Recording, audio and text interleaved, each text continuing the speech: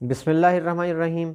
हम्दो सना रब्बे मेहरबान के नाम और दरूद व सलाम शान कायनात जान कायनात हज़रत मोहम्मद मुस्तफ़ा सल्लल्लाहु अलैहि वसल्लम पर।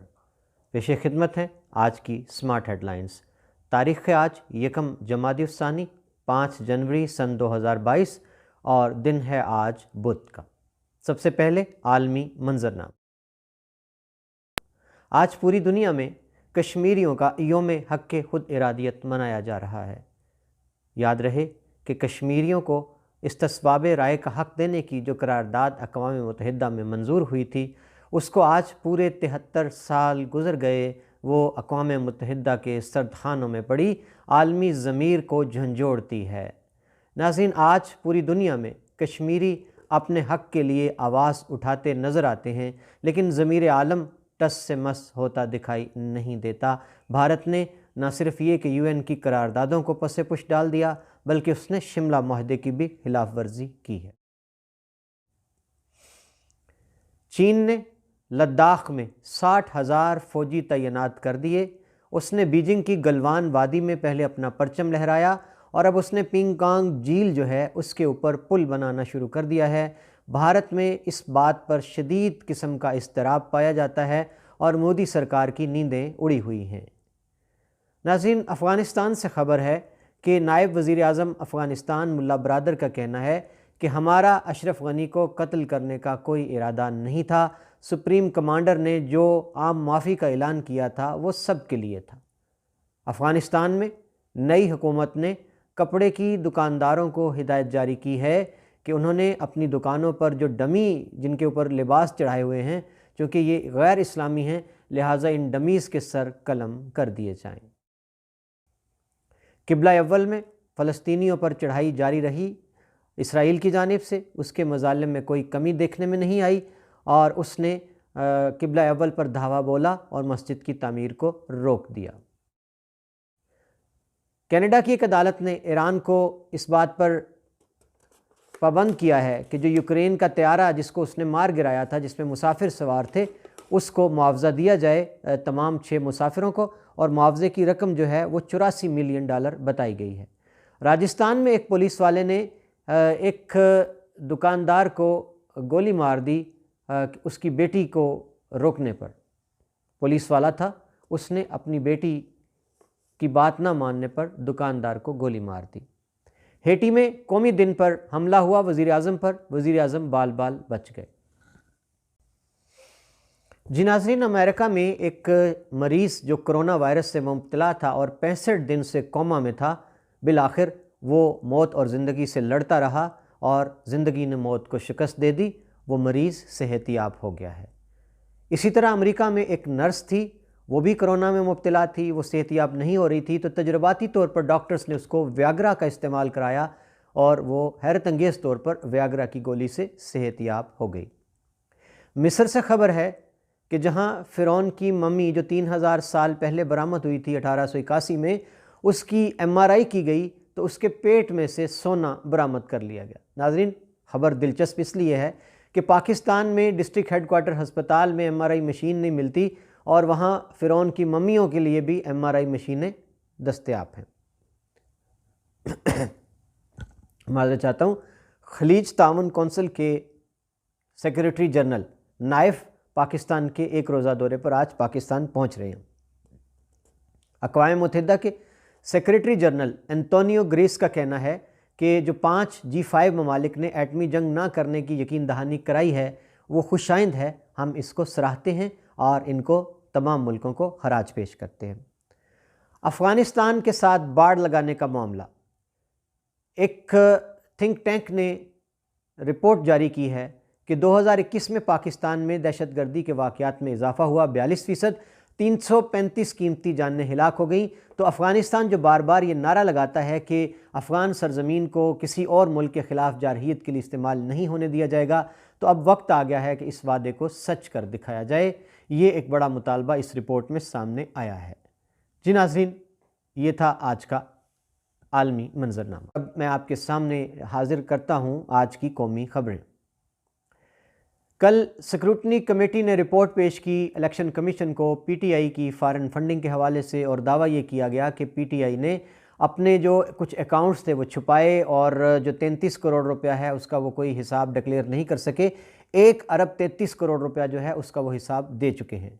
इस पर कल से बड़ी उछल कूद है और नून लीग और पीपल्स पार्टी लत्ते ले रहे हैं और कहा यह जा रहा है कि इमरान खान न्याजी के झूठ का भांडा बीच चौराहे में फूट चुका है। शहबाज शरीफ, बिलावल, सबका ये बयान है कि इमरान न्याजी का जो मास्क था दयानतदारी का वो टूट चुका है। मरियम बीबी भी किसी से पीछे नहीं रही, उन्होंने भी कहा कि अब तो अंबार लग गए हैं सबूतों के, इमरान न्याजी फारिग होने वाले हैं। इस पर वफाकी वज़रा फ़र्रुख हबीब और फवाद चौधरी ने वजाहत पेश करते हुए कहा कि ऐसा कुछ भी नहीं है, इसको मिस रिपोर्ट किया जा रहा है। और हुआ यह है कि पीटीआई ने कुछ अकाउंट ऐसे थे जो इस्तेमाल ही नहीं किए हुए थे, कुछ अकाउंट ऐसे थे जो पीटीआई के नहीं थे और उनका ये कहना है कि जो 33 करोड़ की ट्रांजैक्शन बताई जा रही है कि छुपाई गई, वो छुपाई नहीं गई, वो एक ही अमाउंट है जो कि एक अकाउंट से पीटीआई के दूसरे अकाउंट में ट्रांसफ़र हुई और उसको 2 दफ़ा दिखाया जा रहा है। इसके साथ साथ वज़ीर आज़म पाकिस्तान ने कहा है कि ये खुश आइंद है कि स्क्रूटनी कमेटी ने हमारी रिपोर्ट पेश की है। हम चाहते हैं कि इसी तरह तमाम जमातों की स्क्रूटनी की जाए, उनकी जितनी भी फंडिंग है उनके अकाउंट्स की तफसीलात भी ओपन कर दी जाएँ पब्लिक के लिए। जी नाज़रीन, इतला है कि मिनी बजट के हवाले से जो वफाकी काबीना का इजलास हुआ उसमें वज़राए कराम फट पड़े और हुकूमत को कहा कि हालात बहुत बुरे हैं महंगाई के हवाले से। उधर कल मिनी बजट का बिल सेनेट में पेश किया गया, खूब हंगामा आराई हुई, कापियाँ फाड़ी गईं, शोर गोगा हुआ और जो रेकॉर्ड एक्ट के हवाले से बिल था उस पर अपोजिशन ने कर दिया वॉकआउट।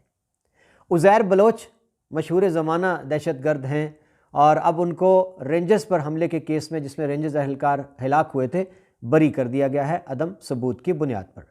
मदीना मस्जिद का केस चल रहा है जी सुप्रीम कोर्ट में। सुप्रीम कोर्ट ने उसको तजावज़ात करार देकर गिराने का हुक्म दिया हुआ है।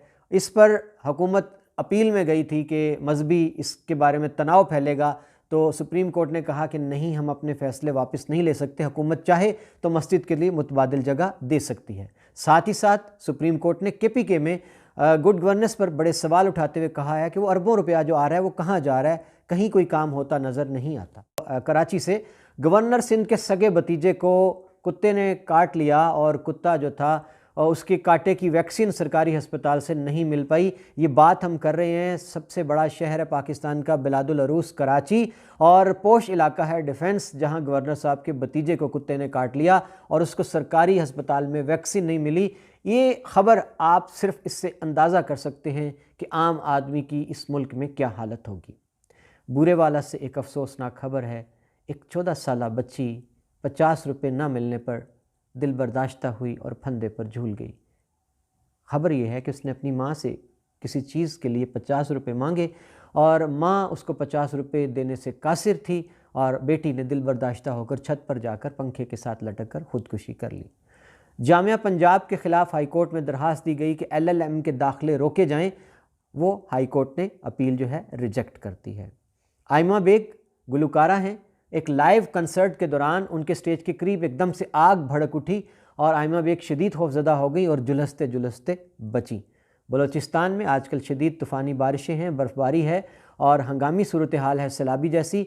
फ़ौज ने इमदादी कार्रवाइयाँ तेज़ करती हैं। याद रहे लफ्ज़ फ़ौज, यानी फ़ौज हमेशा हमें महाज़ों पर भी हमारी हिफाजत करती है और मुल्क के अंदर जब भी कोई इब्तला, आजमाइश, सैलाब, ज़लज़ला आता है तो फ़ौज ही सबसे आगे होती है।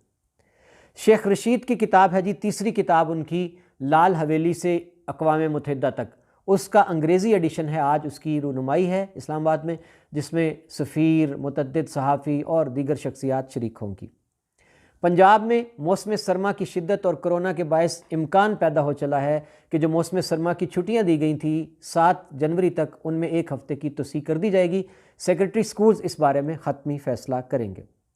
जाली अफ़गान परमट जिस पर पाकिस्तान नकलो हमल की अशिया लाई जाती हैं, जिसको अफ़गान तस्करा कहते हैं, इंकशाफ हुआ है कि वो जाली तैयार किया जाता था। अब पाकिस्तानी हुकाम ने फ़ैसला किया है कि आइंदा से ये तस्करा कबूल नहीं किया जाएगा और इमिग्रेशन का प्रोसेस जो है उससे गुजर कर आना होगा तमाम अफ़गान शहरियों को। 5000 अराजी सेंटर इस साल में बनाने के लिए पुरअज़्म है पंजाब हुकूमत का रेवेन्यू डिपार्टमेंट। MPA नून लीग बिलाल यासीन पर कातलाना हमला हुआ था, मरकज़ी मुलज़म साजिद ने गिरफ़्तारी दे दी है।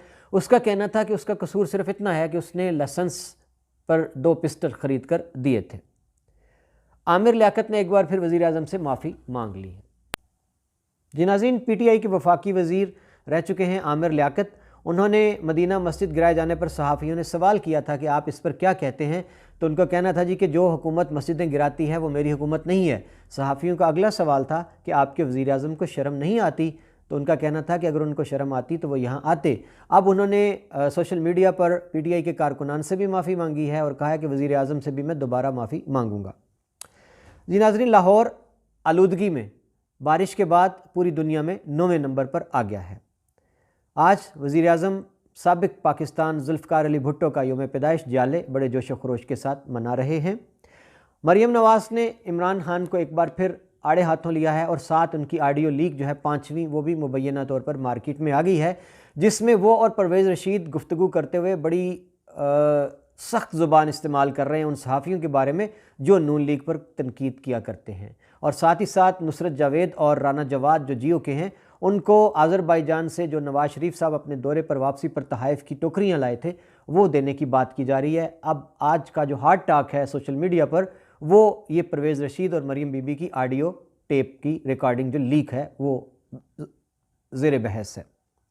स्टेट बैंक ने पाकिस्तान में ब्रांचलेस बैंकारी को फ़रोग़ देने के लिए 2 ब्रांचों को लाइसेंस देने का फ़ैसला किया है। ये एक बड़ी अहम पेशरफ्त है पाकिस्तान में कि जहां सारिफ बैंक जाए बगैर तमाम तर बैंकिंग की सहूलियात घर बैठे ऑनलाइन हासिल कर सकेगा। वज़ीर-ए-आज़म पाकिस्तान के बैरून मुल्क दौरों पर कितने अखराजात उठे, ये रिपोर्ट शाया कर दी गई है। वज़ीर-ए-आज़म पाकिस्तान ने अपने दौरे इक़्तिदार में 3 सालों के दौरान कमोबेश 47 दौरे किए और इन 47 दौरों पर अखराजात उठे हैं 20 करोड़ और इसकी तफसीलात जो हैं वो ओपन कर दी गई हैं, पब्लिक कर दी गई हैं। बांग्लादेश ने जी तारीख़ी फ़तह समेटी है न्यूजीलैंड में। आजकल बांग्लादेश की टीम न्यूजीलैंड के दौरे पर है। उसने न्यूजीलैंड को पहले टेस्ट मैच में होम ग्राउंड और होम क्राउड पर 8 विकेटों से शिकस्त देकर तारीख़ी फ़तह समेट ली। बांग्लादेश की टीम ने यादगार परफॉर्मेंस का मुजाहरा किया जो बरसों याद रहेगी। याद रहे कि न्यूजीलैंड को एशिया की किसी टीम ने 10 साल के बाद हराया है। 10 साल पहले 2010 में पाकिस्तान की टीम ने न्यूजीलैंड को शिकस्त दी थी। नाज़रीन, आप मेरे साथ मौजूद हैं मेरे यूट्यूब चैनल पर और आपकी खिदमत में पेश हैं आज की स्मार्ट हेडलाइंस और अब बारी है ज़िला गुजरात की ख़बरों की।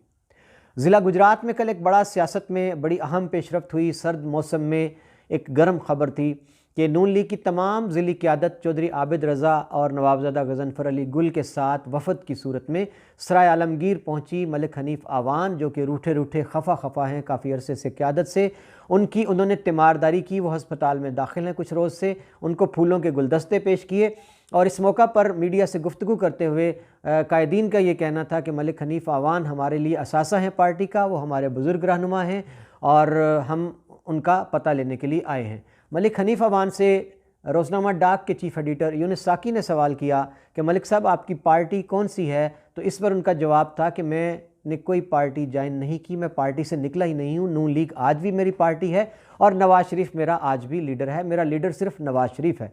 इस पर यूनुस साकी का अगला सवाल था कि आपकी खबरें थी चौधरी बरादरान के साथ अलायंस की, तो उन्होंने कहा कि नो कमेंट्स, मैं बावर करा चुका हूँ कि मेरी पार्टी सिर्फ और सिर्फ नून लीग है। नाज़रीन, इस खबर को अहमियत सियासी हल्के यूँ दे रहे हैं कि कहा जा रहा है कि मलिक हनीफ़ आवान को दोबारा पार्टी में लाने से, उनको राज़ी करने से नून लीग ज़िला गुजरात में मजबूत हो जाएगी। और अगला सवाल मलिक हनीफ़ आवान से पूछा गया कि आप आइंदा इलेक्शन में कहाँ किस सीट से लड़ेंगे। उनका कहना था कि जहाँ मेरा कायद मुझे हुक्म देगा तो मैं इलेक्शन लड़ लूँगा। यानी अगर ज़ाहिर है आबिद रज़ा साहब अपनी MNA की सीट से NA 71 से तो दस्तबरदार नहीं होंगे, तो फिर लामहला मलिक हनीफ़ आवान को राज़ी किया जाएगा सूबाई हल्के से और फिर राजा असलम साहब को कुर्बानी देना पड़ेगी। बहरहाल आने वाला वक्त फ़ैसला करेगा कि ये फ़ैसला कितना खुशाइंद है नून लीग के लिए। नाज़रीन, दूसरी खबर बड़ी है गुजरात से कि हाजी औरंगज़ेब भट्ट जो हैं, जो नून लीग के रहनुमा हैं, जो आजकल एहतसाब ज़दा हैं, नैब की जद में आए हुए हैं। कल उनको पेशी पर जाना था हमज़ा शहबाज और शहबाज शरीफ के साथ। नैब की अदालत में पेश होना था रमज़ान शुगर मिल और गुजरात ब्यूटिफिकेशन केस में, लेकिन रस्ते में ही पुलिस ने उनको बेटों समेत गिरफ़्तार कर लिया किरायादारी एक्ट के तहत। और इस पर हाजी औरंगज़ेब भट्ट का कहना है कि ये हथकंडे मुझे झुका नहीं सकते, पहले भी मियाँ बरादरान के साथ डट के खड़ा था, आइंदा भी हर महाज पर मियाँ साहब के साथ मैं डट के खड़ा रहूँगा। गुजरात से अगली बड़ी खबर यह है जी कि खारियाँ में असिस्टेंट कमिश्नर खारियां खालिद अब्बास सियाल के हुक्म पर चीफ ऑफिसर बल्दिया खावर जावेद गुज्जर ने तजावज़ात के ख़िलाफ़ मेन बाज़ार और GT रोड पर बड़ा ऑपरेशन किया और सामान जब्त कर लिया और जुर्माने भी किए गए तजावज़ात करने वालों को। जामिया गुजरात ने एक वर्कशॉप की है ऑनलाइन तदरीस के फ़न के ऊपर और ज़रूरत पर जोर दिया है कोरोना के दौरान। जी नाज़रीन, चौधरी मोहम्मद अली तनवीर साबका चेयरमैन ज़िला कौंसिल का कहना है कि मौजूदा हुकूमत ने सिवाय महंगाई, बेरोज़गारी, पेट्रोल, आटा, चीनी, घी की लाइनों में लगाने के शहरियों को और कोई तोहफ़ा नहीं दिया और नया साल शुरू होने पर भी यही हालात हैं हुकूमत के। अवाम इनकी जान को रो रहे हैं। जी नाज़रीन, गुजरात में आज दूसरा रोज़ है बारिश को। मौसम सरमा की रिमझिम जारी है। मौसम खुशगवार हो चुका है, सर्दी और हुनकी में इजाफ़ा हो चुका है, लेकिन यकीनन ये बारिश जो है ये गले की बीमारियों, सांस, बुखार, नज़ला, ज़ुकाम इसको कम करने में मुआविन साबित होगी। अपना ख्याल रखें और अपने प्यारों का भी ख्याल रखें। आमिर उस्मान आदिल को दीजिए कल तक के लिए इजाज़त। और स्मार्ट हेडलाइंस का सिलसिला आपको कैसा लगा, अपने कीमती कमेंट से महरूम ना कीजिएगा। सलामती हो।